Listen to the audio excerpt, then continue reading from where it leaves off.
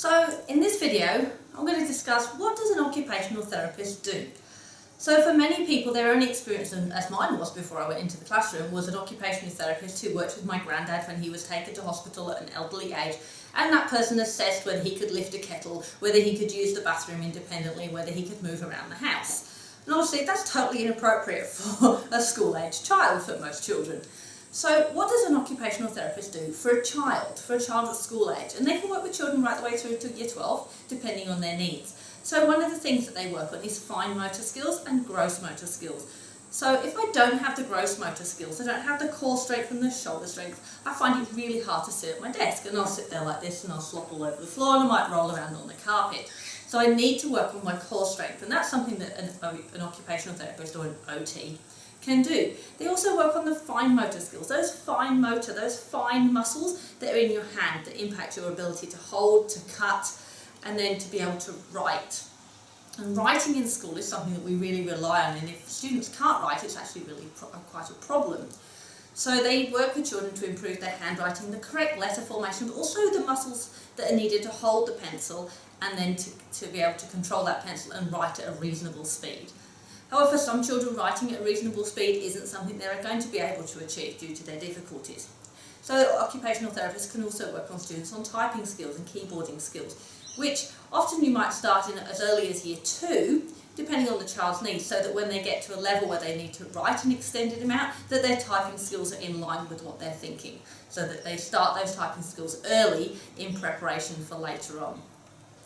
Also, occupational therapists can help work on social skills. How do you function in a classroom? What do I need to do to stay focused? What do I need to do to plan getting through my work? How am I going to work with the people around me? What is it appropriate to say? How am I expected to behave in different situations? They also work on executive functioning, which is planning how to get things done. So what do I need to do? First, I've finished my question in my maths book. What do I do next? Well, actually, I turn the page and I do the second question. Now that seems really obvious, but for some children they don't have that planning and executive function skill to think, okay, I've done this, now I do that. They've done this and now I stop, because I don't think ahead to what I need to do. Other things they can look at are sensory issues. So for some children, particular clothes or particular foods cause massive issues. I know for some of the students I work with, socks are a massive problem. Labels in clothes, new clothes are a real problem. So they can help desensitising some of the things.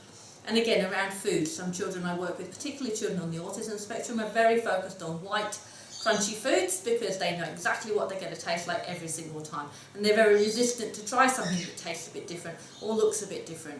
And they can work with children on desensitising them to that. And I've seen some really great results where a student who only ate really up and go, that was her go-to, and chicken nuggets, came to me the other day and told me she'd been eating a Kit Kat.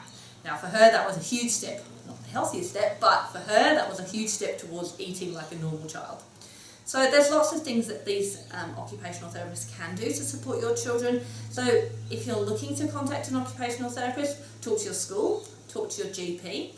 Your GP may also be able to provide you with some help on referral, and in Australia sometimes there is support through Medicare to support the financial side of those sessions. So, in addition, if your child is funded by NDIS, often occupational therapy is listed as a service that is required or suggested for your child. So, go ahead, make an appointment to see an occupational therapist. The earlier you do this in your child's development, the better. If you leave Phone to Fix handwriting till year 5, it's going to be almost impossible. If you're looking at fixing handwriting and the gross motor issues, the earlier you get in, the better it is. So give your OT a call and have a chat with them and ask them how they can help you and your child.